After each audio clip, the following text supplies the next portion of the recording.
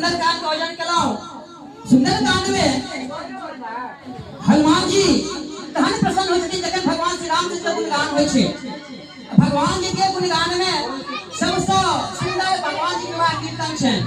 हम तो सुंदरकांड पाठ के उपरांत विवाह कीर्तन का आयोजन केलहुं, जिसमें दुनू गोटा देखै छथिन देखम जजमान के जजमान जजमानी दुनू गोटा बैसल छथिन।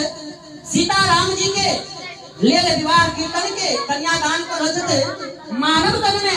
मानव जन्म में बहुतो पुण्य फल प्राप्ति होइ छै, तखन एहन समय भेटै छै।